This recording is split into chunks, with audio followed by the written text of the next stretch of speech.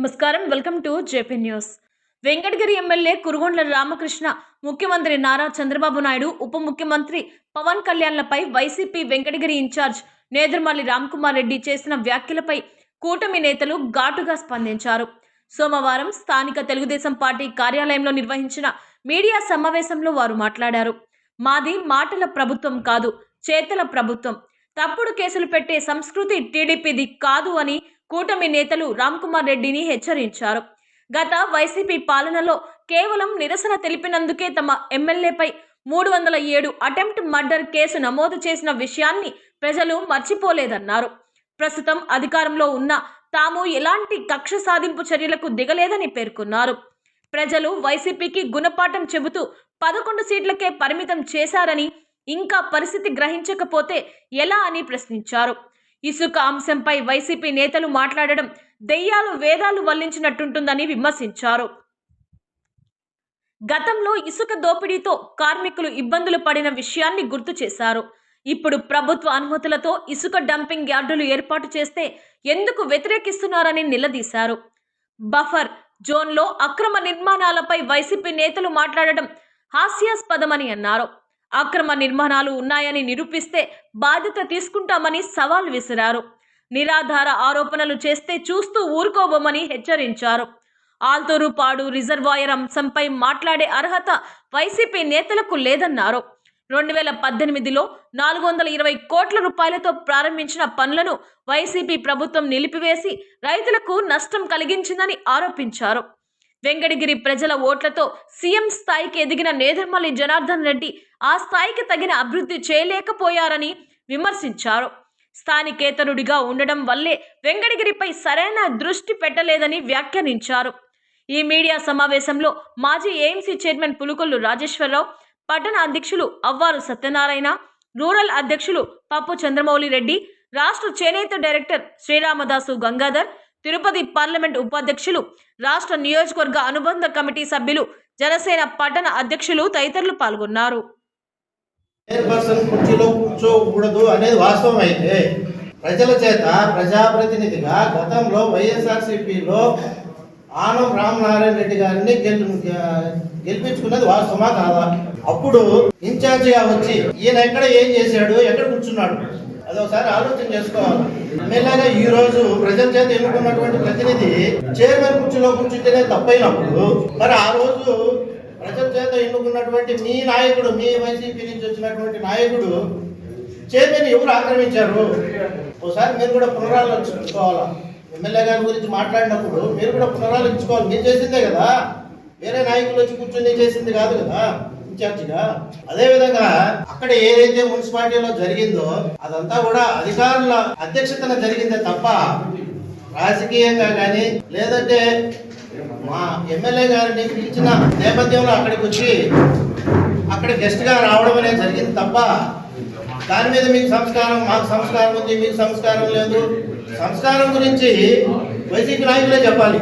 మరి మీ నాయకుడు పుట్టినరోజు మీ సంస్కారం ఏమైంది? చేతితో మనం పాలాభిషేకం చేస్తాం తప్ప చేతితో చేస్తాం, రక్తంతో చేస్తాం. అది మీ సంస్కారం, మీ కౌన్సిలర్ సంస్కారం.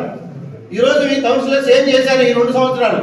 మేమేది పెట్టినా మీరు అవరోధించారు, నిరోధించారు, ఏ పనులు చేయకుండా చేశారు. కనీసం లైట్ పరిస్థితులు తీసుకొచ్చారు. మీరు ఈరోజు ఏది ప్రెస్ మీట్ లో పెట్టినా కూడా మీరు ఏది కూడా అప్రూవల్ ఇవ్వట్లేదు.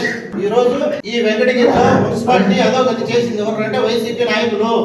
దీనికి ఎక్కడికైనా చర్చకి సిద్ధమా?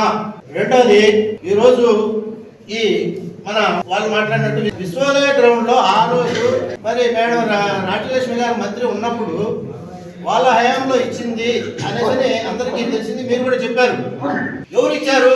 ప్రభుత్వం ఇచ్చింది, దానికి వ్యాలిడిటీ ఉంది అన్నారు. ప్రభుత్వం అంటే ఎవరు? అధికారులు కాదా? ఆ రోజు అధికారులు ఇస్తే మీరు చేసింది కరెక్ట్. ఈ రోజు అధికారులు ఏదైనా చేస్తే అధికారులు బెదిరించే పరిస్థితికి వచ్చారు.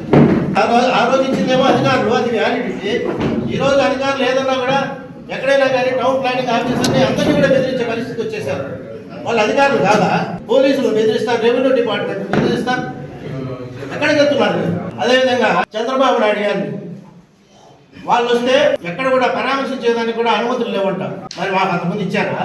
మీరు ఇన్ఛార్జిగా వెంకటగిరిలో ఉన్నప్పుడు 2 సార్లు ఎమ్మెల్యేగా చేసినటువంటి మా ఎమ్మెల్యే గారిని ఆ రోజు చేయని నేరానికి నేరారోపణ చేసి 307 కేసు పెట్టించింది మీరు కాదా? మరి ఈ రోజు చంద్రబాబు నాయుడు పరామర్శకు పంపించలేదంటే రండి, రేపు అసెంబ్లీ జరుగుతున్నాయి, సెషన్స్ జరుగుతున్నాయి, చర్చించండి వెళ్ళి. మీరు మాకు అనుమతులు ఇవ్వట్లేదు, మేము ఇంతకుముందు చాలా సంతృప్తితో ఇది మంచి పద్ధతి కాదు అని చెప్పేసి అసెంబ్లీలో పోరాడండి. మీరు వెళ్ళారు కదా, మీ ప్రతినిధులు ఉన్నారు కదా, వాళ్ళని పంపించండి, వాళ్ళ మ్యాటర్ చెప్పండి. ఇక్కడికి వచ్చేసి మమ్మల్ని పంపించలేదు అది ఇది అంటే దీనివల్ల ఏమైనా సాధ్యమవుతుందా? మీరు అసెంబ్లీకి వెళ్ళి పోరాడండి. మీరు ఆదూరుపాడులో టెంకాయ కొట్టారు, మళ్ళీ మీరే చెప్తారు మా గతంలో 5 సంవత్సరాల్లో మేమేం చేయలేకపోయినాం, ఇప్పుడేమో ఆదూరుపాడు టెంకాయ కొట్టారు, మీరేం చేస్తారు? ఏం చేస్తున్నారు? అభివృద్ధి అంతకుముందు జరిగిందా ఇప్పుడు జరిగిందా అంటే మీరు ఒప్పుకుంటారు, గతంలో జరగలేదు ఇప్పుడు జరిగిందని. మళ్ళీ టెంకాయ కొట్టారంటారు. ఫైనల్గా నేను చెప్పేది ఒకటి, మా ఎమ్మెల్యే వెంకటగిరి శాసనసభ్యులు కురుగల రామకృష్ణ గారు 3 సార్లు గెలుపొందారు అంటే ప్రజల అభిమానం ఉంది. రెండోది, మా శాసనసభ్యులు ఫుల్ టైం పొలిటీషియన్. మీరు ఎవరు? మీరు నిర్ణయించుకోండి. మాకు ఇల్లు ఉంది, వాళ్ళకి ఇల్లు ఉంది అంటే ఇల్లు కాదు, ఫుల్ టైమా పార్ట్ టైమా మీరు నిర్ణయించుకోండి. కాబట్టి అధికారులను బెదిరించడము ఇది మంచి పద్ధతి కాదు. అభివృద్ధి పైన గతంలో ఏదైతే మీరు పోరాడారో సరిగ్గా చేయలేదని వాటి మీద ప్రశ్నలు వేయండి, మేము సమాధానం చెప్తాం. అంతేగాని చౌకబారు తనంగా అక్కడ వాళ్ళు ఆక్రమించుకున్నారు, ఇక్కడ వీళ్ళు ఆక్రమించుకున్నారంటే ఇదంతా కూడా అధికారులు చూసుకుంటారు. కాబట్టి ఇవన్నీ కూడా మంచి పద్ధతి కాదని చెప్పేసి తెలియజేసుకుంటూ వచ్చినటువంటి మీడియా మిత్రులందరికీ కూడా ధన్యవాదాలు తెలియజేసుకుంటూ థ్యాంక్ యూ. నిన్నటి రోజు మన రామ్ కుమార్ రెడ్డి గారు ప్రెస్ మీట్ పెట్టారు. ఆయన ప్రెస్ మీట్ పెట్టేదానికే వెంకటగిరికి వస్తారు, లేకపోతే వాళ్ళ పార్టీ ప్రోగ్రామ్ ఏదన్నా ఇస్తే వెంకటగిరికి వస్తారు, మిగతా వాటికి రాడు ఆయన. తర్వాత మున్సిపల్ ఆఫీసులో జరిగిన విషయాన్ని పదే మా టౌన్ అధ్యక్షుడు చెప్పినట్టు పదే చెప్తానే ఉంటాడు ఆయన. అసలు ఆ రోజు ఏం జరిగింది, మున్సిపల్ ఆఫీస్కి ఎందుకు పోయినాడు ఎమ్మెల్యే? జనవరి 26 రిపబ్లిక్ డేకి ఏపీపీ పబ్లిక్ స్కూల్లో హాజరై అక్కడి నుంచి కమిషనర్కి ఫోన్ చేసి, సార్ మీరు చేపించండి, మీ కౌన్సిలర్లు, మీ మున్సిపల్ వైస్ చైర్మన్లు, మీ చైర్మన్ ఉంటే మీరు చేపించేయండి, నాది నేను పిల్లల కరోనాని స్పష్టంగా చెప్పారు ఫోన్లో. ఈరోజు కమిషన్ అడగచ్చు మీరు. దాని తర్వాత వెంకటగిరి టౌన్ని తెల్లవారితే పాపం 4 గంటలకి ఒక బ్యాచ్, నైట్ 12 ఒక బ్యాచ్ కష్టంగా దేవుళ్ళలాగా పనిచేసి సేవ చేసి శుభ్రం చేసే కార్మికులకి అవార్డులు ఇవ్వాలా అనే ఒక మంచి ముఖ్య ఉద్దేశంతో ఎమ్మెల్యే గారు మున్సిపాలిటీకి వచ్చారు. మున్సిపాలిటీకి వచ్చిన తర్వాత ఆ ప్రోగ్రాం అయిపోతేనే చైర్మన్ ఛాంబర్లోకి పోయినాడు, అది వాస్తవమే. కానీ ఆయన కుర్చీలో కూర్చున్న చైర్మన్ కుర్చీలో కూర్చున్నాడు అనే చెప్పడం అనేది తప్పు. మీరు కమిషనర్ అడగండి, ఆ రోజు కమిషనర్ గారు చైర్పర్సన్ కూర్చుంటే పక్కన పెట్టండి, ఇంకో కుర్చీ ఏంటి అన్నాడు, ఇంకో కుర్చీలో కూర్చున్నాడు. అది చైర్మన్ కుర్చీ, అసలు చైర్మన్ ఛాంబర్లోకి ఎందుకు పోవాలా అనే విధానం సరైన పద్ధతి కాదు అది. ఎందుకంటే ఆయన ప్రజల చేత ఎన్నుకోబడ్డారు. ఈరోజు ప్రజల చేత ఎన్నుకోబడినాడు, చైర్మన్ కుర్చీలో కూర్చోవడం తప్పు, చైర్మన్ ఉంటే ఆమె దగ్గర నుంచి నువ్వు పక్కన కూర్చోమంటాం తప్పు. చైర్మన్ కుర్చీలో కూర్చోవాలా, కమిషనర్ గారు స్పష్టంగా చెప్తారు ఈరోజు. దాని తర్వాత ఈరోజు చైర్పర్సన్ని అవమానపరిచేది ఎవరు? 2024లో అవుతానే 2025లో మా గవర్నమెంట్ వస్తానే జాతర ప్రోగ్రాంకి ఆమె పిలిచి పక్కన కూర్చోబెట్టుకున్నాం మా ఎమ్మెల్యే గారు. తర్వాత జిఎస్టీ గురించి ప్రోగ్రామ్ చేసాం, అంటే జిఎస్టీ వస్తువుల మీద తగ్గినప్పుడు ఆమె ఆహ్వానించి ఆమె పక్కన పెట్టి ప్రోగ్రామ్ చేసాం. ప్రతి ప్రోగ్రాంకి ఎమ్మెల్యే గారు మున్సిపాలిటీలో జరిగే ప్రతి ప్రోగ్రాంకి ఆఫీసులో ఫోటో కాల్ పాటించండి, చైర్పర్సన్ పిలవండి అని. ఈరోజు మా పార్టీ చైర్పర్సన్ నీ చైర్పర్సన్ నీ పక్కన ఎప్పుడు నేను ఏ ప్రశ్న పెట్టుకునింది నాయన బాబు రామ్ కుమార్ రెడ్డి గారు, మాకు తెలియక అడుగుతాము. అంటే నువ్వు అవమానపరిచినట్ట మేము అవమానపరుస్తా ఉన్నట్ట అని అది జనాలు అర్థం చేసుకోవాలా. నేను చెప్పే క్వశ్చన్ కాదని మీరు అంతరాత్మ మీరే అర్థం చేసుకోవాలి. తర్వాత ఇసుక విధానం గురించి మాట్లాడాడు. ఈరోజు రాష్ట్ర ప్రభుత్వం ఉచిత ఇసుక విధానాన్ని ప్రవేశపెట్టింది.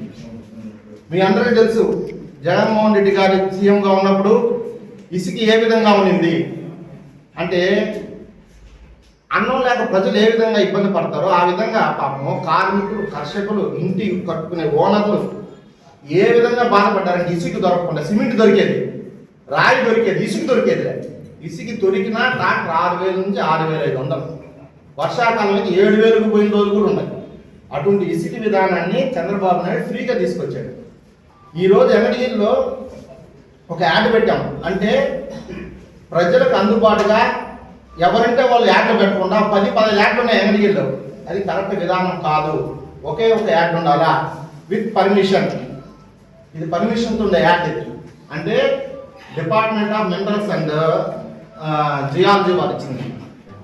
ఇది పర్మిషన్ యాడ్. ఈ పర్మిషన్ యాడ్ కూడా డబ్బులు ఏ విధంగా వసూలు చేయాలా? మేము రీచ్ కానించి ఇప్పుడు చిన్న చిన్న బండ్లోలు, ట్రాక్టర్లు రీచ్ కాని పోగలుగుతారా?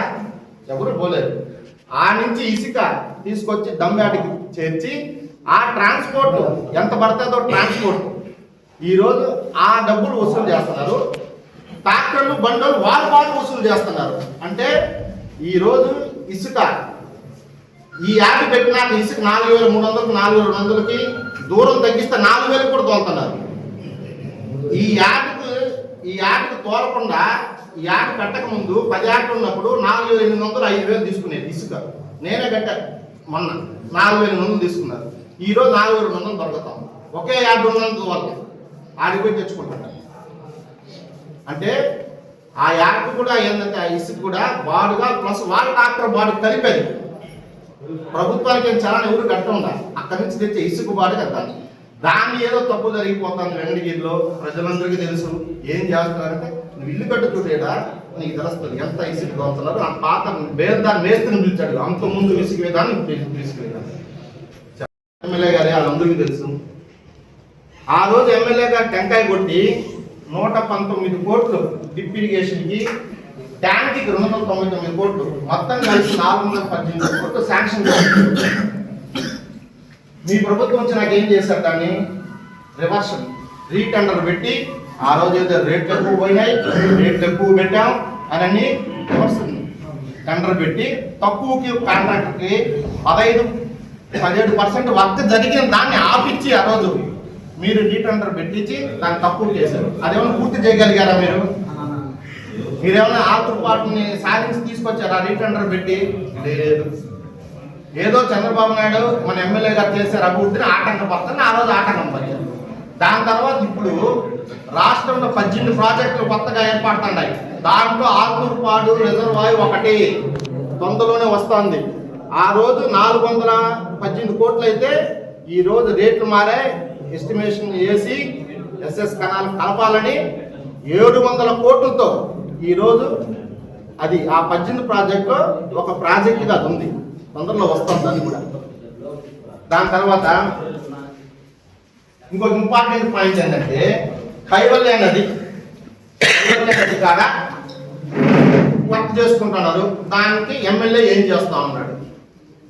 ఆ కైవల్య నది కాడ వర్క్ స్టార్ట్ చేసినప్పుడే ఎమ్మెల్యే గారు 3 డిపార్ట్మెంట్లు చెప్పాడు. 3 డిపార్ట్మెంట్లు, ఒకటి రెవెన్యూ, ఇరిగేషను, మున్సిపాలిటీ. ఈ 3 డిపార్ట్మెంట్కి చెప్పి అక్కడ వర్క్ జరుగుతూ ఉంది, దాన్ని పరిశీలించండి అని ఎమ్మెల్యే గారు చెప్పారు. వాళ్ళు ఆ కౌన్సిలరు చేసుకోవచ్చు, మేము దాన్ని తప్పట్టున్నాం. ఎమ్మెల్యే గారు 3 డిపార్ట్మెంట్కి అధికారం ఇచ్చి వాళ్ళని పరిశీలించమంటే వాళ్ళు ఎక్కడ రూల్ ఉందో దాని ప్రకారం చేసుకోని పోయినారు. ఇప్పుడు కూడా చట్ట ప్రకారంగా తప్పని మీరు నిరూపించగలిగితే ఎమ్మెల్యే గారు యాక్షన్ తీసుకుంటాడు. దాంట్లో ఏం మొహమాటం ఏం లేదు. ఎటువంటి పొరపాటు జరిగినా యాక్షన్ తీసుకుంటాడు. అదే కాక 2015లో వెంకటగిరిలో వరదలు వచ్చి చాలా ఇబ్బంది పడ్డారు ప్రజలు. దాన్ని దృష్టిలో పెట్టుకుని ఈరోజు కైవల్య నదికి గోడ అటువారా ఇటువారా వాల్ రివిట్మెంట్ కోసం ఈరోజు ప్రపోజల్ 700 కోట్లు పెట్టుండారు మన ఎమ్మెల్యే గారు. అది కూడా తొందరలోనే వస్తాం. ప్రతి ఒక్కటి అదే కాకుండా మున్సిపల్ అభివృద్ధిని ప్రతిదీ ఆకట్టం, ప్రతిదీ ఇబ్బంది పడుతున్నారు. దానికి ఉదాహరణ వాళ్ళు చేసింది ఏమి లేదు. దానికి ఉదాహరణ మీ అందరూ చూడండి. 2019 నుంచి 2014 దాకా అంటే వైసీపీ గవర్నమెంట్లో ఈయన 1.5 సంవత్సరం ఇన్ఛార్జిగా ఉన్నారు మన రామ్ కుమార్ రెడ్డి గారు. అంతకుముందు వైసీపీ గవర్నమెంట్ ఉండింది. దాంట్లో స్పెషల్ గ్రాంట్ వాళ్ళు మొత్తం కలిపి 22 కోట్లు తెచ్చారు. 22 కోట్లు తెచ్చారు రామ్ కుమార్ రెడ్డి గారు. మీరు మున్సిపాలిటీ ఆఫీస్ నుంచి తెచ్చి చూసుకోండి. 22 కోట్లు తెచ్చారు. ఈరోజు 2024 2 సంవత్సరాలు కూడా ఇంకో నెల పూర్తి కాల 131,90,00,000 తెచ్చాడు మా ఎమ్మెల్యే గ్రాంట్. ఇది మాటల్లో చెప్పేది కాదు, ఇది చూపిస్తాను అందరికీ. మీరు కూడా రామ్ కుమార్ రెడ్డి గారు తెచ్చి చూడండి. దేనికి అనేది అన్నా క్యాంటీన్కి 16 లక్షలు, కూడికి తీసుకు 38 లక్షలు, అర్బన్ హెల్త్ సెంటర్ జగన్ మన ఎన్టీఆర్ నగర్ కాలనీలో 1 కోటి రూపాయలు పెట్టి కట్టనగర్ 15వ ఆర్థిక సంవత్సరం 9వ వార్డులో ఇక్కడ 36 లక్షలు పెట్టి సిమెంట్ రోడ్డు. అమృత టూర్ను 114 కోట్లు ఇచ్చారు. యూడిఎఫ్ కింద 16 కోట్లు, యుఐడిఎఫ్ కింద 16 కోట్లు, మొత్తం కలిపి 131,90,00,000 తెచ్చారు. మరి పైన అంకికి అంకికి ఏమైనా తేడా ఉందా? 22 కోట్లు ఆడా, 130 కోట్లు ఆడా? 2 సంవత్సరాలు పూర్తి కాక ముందు ప్రతిసారి వచ్చినప్పుడు తప్పుడు కేసులు అంటే పోలీసుల్ని దబాయిస్తాడు, మున్సిపల్ అధికారులని దబాయిస్తున్నారు, అదేవిధంగా రెవెన్యూ అధికారులు అంటే ఏదో విధంగా అభివృద్ధిని ఆటంకపరచాలా, భయభ్రాంతులకు గురి చేయాలా ఆఫీసర్లని. తప్పుడు కేసు విధానం తీసుకొచ్చింది ఎవరు? జగన్మోహన్ రెడ్డి గవర్నమెంట్లో కాదా? మేము తీసుకొచ్చామా? మేమేమన్నా అప్పుడు పెట్టామా? అడ్రోట్లో దిష్టి బొమ్మ ఆ రోజు చంద్రబాబు నాయుడిని చిత్తూరు జిల్లాలో పల్లమనేరులో పీలేరులో ఆటంకపరిస్తే అవమానంగా తిట్టి ఆయన జనాభా పంపిస్తే ఆ రోజు ఉండే పరిస్థితులకి మేము ఒక దిష్టి బొమ్మ దహనం చేసింది వాస్తవం. దానికి ఎమ్మెల్యే మీద, నా మీద, మా నాయకుల మీద అందరూ ఎవరున్నారు అక్కడ లేనోళ్ళు కూడా. అప్పుడు టౌన్ అధ్యక్షుడు గంగాల లేనుగులేడు ఊర్లో అతను కూడా కలిపి తీనాశనం పెట్టిన చరిత్ర ఎవరిది? మీది కాదా? ఆ రోజు ఏమైనా ఈ తప్పుడు కేసుల విధానం అంటే మీరు పెట్టారు కాబట్టి ఈ రోజు మేము ఏడ పెడతామని భయప్రాంతులకు గురి అనుకోసారి గుమ్మడికాయ దొంగ భుజాలు అనుకున్నట్టుగా ఉంది పరిస్థితి. పెట్టింది మీరు, మేం కాదు. ఈరోజు ఏ అధికారిని దబాయించడంలా, మేము తప్పుడు కేసులు పెట్టమని ప్రోత్సహించడంలా. దానికి ఒకటే ఒక ఉదాహరణ మీ అందరికీ చెప్తున్నాను. ఈరోజు మొన్నట జరిగిన లడ్డు వివాదంలో అంబటి రాంబాబు గారు మా సీఎంని దుర్భాషలు ఆడితే జగన్మోహన్ రెడ్డి గారు వాళ్ళ ఇంటికి పరామర్శించినాడు. మా ఎక్స్ ఎమ్మెల్యే, మా ఎక్స్ మినిస్టర్ అంబటి రాంబాబు పెద్ద మనిషి, ఆయన ఒక్క మాట కూడా అనలేదు. ఆయన చేసిన విధానం తప్పేమిటి అని సమర్థించిన నాయకుడు మీ జగన్మోహన్ రెడ్డి గారు. అదే అంబటి రాంబాబు మీద మా నాయకులు కొంతమంది ఇంట్లో పోయి ధ్వంసం చేశారని అన్నప్పుడు చంద్రబాబు రియాక్షన్, వాళ్ళని అరెస్ట్ చేయించాడు, స్టేషన్లో పెట్టించాడు. వెంటనే పక్క రోజు 55,000 మందితో ప్రెస్ కాన్ఫరెన్స్ తీసుకున్నాడు. ఎవరు?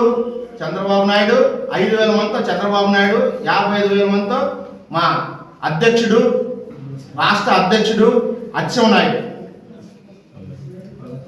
పల్లా శ్రీనివాస్ అందరూ కలిపి తీసుకున్నారు. ఒకటే ఒకటి చెప్పారు, ఎక్కడైనా సరే ఏ వివాదం జరిగినా, ఎంత రెచ్చగొట్టినా మీరు వైసీపీ నాయకులు ఇళ్ళకపోయి దౌర్జన్యం చేస్తే పార్టీ నుంచి సస్పెండ్ చేస్తాము. మీరే ఏదన్నా ఉంటే ప్రెస్ మీట్ల పరంగా తెలియజేయండి, ప్రెస్ మీట్లు పెట్టండి, ప్రజలకు అవగాహన కల్పించండి, ప్రజలకి మెప్పించండి అన్నాడు. కానీ వాళ్ళు వైసీపీ నాయకులు ఇళ్ళకపోయి దౌర్జన్యం చేస్తే పార్టీ నుంచి సస్పెండ్ చేస్తాను. అది క్రమశిక్షణ గల నాయకుడు చెప్పే మాట. మీ నాయకుడు చెప్పే మాట తప్పు చేసిన కూడా సమర్థించి ఇది కరెక్ట్, మా ఊరు మాట్లాడేది ఇది కరెక్ట్ అనే నాయకుడు మీ నాయకుడి లక్షణాలు. కాబట్టి రామ్ కుమార్ రెడ్డి గారు ఎప్పుడు చంద్రబాబు నాయుడిని, జగన్మోహన్ రెడ్డి గారిని పోల్చబాటండి. తర్వాత ప్రతిసారి అంటాడు రామ్ కుమార్ రెడ్డి గారు, ప్రతి దారి అనేవాడు ఏమని, ఈ 2 సార్లు ప్రెస్ మీట్లు అల్లాది జమినీ ఎలక్షన్ వస్తుంది, 2027 ఎన్నికలు కలగని చెప్తారు. మేము కూడా ఏమన్నా అంత పెద్దగా చెప్పాడు కదా, ఏదైనా నిజమేమో అని ఈ 2 మీటింగ్లు అయితే చెప్పడం లేదు. ఈ 2 మీటింగ్లు అధికారుల మీద చెప్పుకున్నాడు, అది మర్చిపోయినాడు. అధికారులను దబాయించడం, అధికారులను భయభ్రాంతుల గురించి. తర్వాత నగరవనం గురించి చెప్పాడు. నగరవనము అసలు స్టార్ట్ అయింది ఎప్పుడు? 2018లో నీవు 1.5 సంవత్సరం ఇన్ఛార్జిగా ఉన్నప్పుడు అది వెంకటగిరిలో వచ్చింది, అది అందరికీ తెలుసు. అది చంద్రబాబు నాయుడు సీఎంగా ఉన్నప్పుడు ఫస్ట్ ఆంధ్రప్రదేశ్లో స్టార్ట్ అయిన ప్లేస్ తిరుపతి. తిరుపతిలో మొట్టమొదటి 2018లో చంద్రబాబు నాయుడు ఓపెన్ చేశాడు దాన్ని, నగరవాణాన్ని. అంచెలంచెలుగా పెద్ద టౌన్లు సిటీలు అన్నీ దాటుకొని వెంకటగిరి టౌన్కి వచ్చే లోపలికి 2023, 24, 23 అయింది. అప్పుడు నువ్వు అధికారంగా ఉన్నావు ఇక్కడ, అది నీ హయాంలో వచ్చింది, మేమేం కాదంటాంలా. ఆ రోజు గ్రాంట్ తెచ్చావు, దాన్ని డెవలప్ చేయాలి. మళ్ళీ మా ఎమ్మెల్యే గారు గెలిచినాక గ్రాంట్ వచ్చింది, సెంట్రల్ గవర్నమెంట్ గ్రాంట్. దాంట్లో కూడా మీరు ఆలోచించాలి, మా ఎమ్మెల్యే గారు మనస్తత్వం ఏందో మీరు ఆలోచించాలి. ఫారెస్ట్ వాళ్ళు పిలిచారు, స్టోన్ వేశారు. ఆ రోజు స్టోన్ వేస్తే ఎమ్మెల్యే గారు పోయినారు, ఓపెనింగ్ చేశారు, చూశారు స్టోన్ని. ఆ చూసి అధికారులు చెప్పేలోపు రామ్ కుమార్ రెడ్డి గారు కూడా ప్రెస్ మీట్ పెట్టారు ఆ స్టోన్ మీద. ఆ రోజు మా ఎమ్మెల్యేకి చెప్పింది రామ్ కుమార్ రెడ్డి చెప్పింది ఒకటని, ఎమ్మెల్యే రామ్ కుమార్ రెడ్డి అభినందించాడు, వెంటనే స్టోన్ మార్పించాడు. అది మా నాయకుడి యొక్క గొప్పతనం, మా చంద్రబాబు నాయుడు యొక్క గొప్పతనం, మా ఎమ్మెల్యే గొప్పతనం. స్టోన్ వెంటనే మార్పించాము, ఆయన తీసుకున్న ప్రతిపాదనని మేము అంగీకరించాము. ఈ రోజు కూడా మా ఎమ్మెల్యే గారు చెప్పేది అంటే, అభివృద్ధిలో రా, నీకు వెంకటగిరిలో ఓట్లు పడ్డాయి, నీకు వేశారు, వేస్తేనే కదా మా ఎమ్మెల్యే 17,000తో గెలిచాడు. నీకు ఓట్లు వేస్తున్నారు, మా ఎమ్మెల్యేకి ఎక్కువ ఓట్లు వేసి గెలిపించాడు. నువ్వు అభివృద్ధికి రా, ఎమ్మెల్యే మాకు ఏదైనా సలహాలు ఏంటంటే ఈ అధికారులతో మాట్లాడుతున్నావు, అభివృద్ధి ఏ విధంగా పాల్పంచుకోవాలో అధికారులు కూడా సలహా ఇవ్వండి. నేను కాదంటున్నాను, ప్రతిపక్షంగా వెంకటగిరిలో నువ్వు ఇన్ఛార్జి, మీరు ఇన్ఛార్జిని మనం గౌరవించాలా. కాబట్టి నువ్వు కూడా సలహాలి, నువ్వు కూడా అభివృద్ధిలో పాల్గొను. స్థానికత ఎవరికి వస్తుందండి? వారానికి ఒకసారి వచ్చి నేను కాళహస్తికి పోతే స్థానికుని అవుతానా? ఒక 50 కోట్లు ఖర్చు పెడతా, 200 కోట్లు ఖర్చు పెడతాడా, నేను స్థానికుని అవుతానా? ఆడ ఊరన్న అనేది వెంకటగిరి స్థానికుని అయినా. అదేవిధంగా రామ్ కుమార్ రెడ్డి గారు స్థానికుడు కాదు. నాన్న అభివృద్ధి చేసి ఉండొచ్చు, అమ్మ అభివృద్ధి చేసి ఉండొచ్చు, మనమేం కాదనలే. రామ్ కుమార్ రెడ్డి కూడా 1 సంవత్సరం ఆయన కూడా ఎంతో కొంత అభివృద్ధి చేసి ఉండొచ్చు. కానీ స్థానికత అనేది రాదు కదా. నన్ను స్థానికుడు కాదు అంటే అది అంటారు అంతే, జనరల్గా వచ్చే ఓటు. కాబట్టి ఇంకైనా మా ఎమ్మెల్యే గారు ఒకటే చెప్పారు, ఆయనే చెప్పాడు. మొన్న 4-5 రోజులు ప్రెస్ మీట్ విన్నాను నేను, పురుగుల రామకృష్ణ గారు రూల్స్కి విరుద్ధంగా ఏ బిల్డింగ్ కట్టినా కూల్చివేస్తాను అని, దానికి స్టాండ్ అయ్యాడు మా ఎమ్మెల్యే. రూల్స్ వ్యతిరేకంగా కైవల్ అనేది కావచ్చు, అటోడు కావచ్చు, యారైనా సరే ఎవరైనా కడితే దాన్ని కూలిపిస్తాడు. దానికి అధికారులు స్పందించి ఇది అక్రమ కట్టడం అని చెప్తే మా ఎమ్మెల్యేగా దాని మీద యాక్షన్ తీసుకోమంటాడు. ఎమ్మెల్యే కూడా దాన్ని పరిశీలించి అధికారులకు సూచనలు ఇస్తా ఉన్నాడు. కరెక్టా కాదా ఆ విధానంలో కొన్ని జరుగుతూ ఉన్నాయి. మీరు కావాల్సి ఉంటే అధికారులను ప్రూఫ్ చేయమని చెప్పండి. మీ వాదన కరెక్ట్ అంటే అధికారుల పరంగా ప్రూఫ్ చేసి మీరు పోరాటం చేయండి. మీ పోరాటంలో మేము కూడా భాగస్వాములు అవుతాం. అంతేగాని ఏదో ఇష్యూ కావాలా, ఎవరో ఒకరు వచ్చారు ఏదో చెప్పాలా అని ఎవరో ప్రెస్ మీట్ పెట్టాలనేది మాత్రం వద్దండి. దయవుంచి మీరు అభివృద్ధిలో కలిసి రండి, మేము అభివృద్ధి చేస్తాం. వెంకటగిరి అభివృద్ధి మీరు కోరుకోవాలా, మేము కోరుకోవాలా, అందరం కోరుకోవాలా. ఇక్కడ ఇచ్చేసిన పత్రికలకు ధన్యవాదాలు తెలుసుకుంటూ అవకాశం ఇచ్చిన మా తెలుగుదేశం నాయకులకి అందరూ కూడా ధన్యవాదాలు.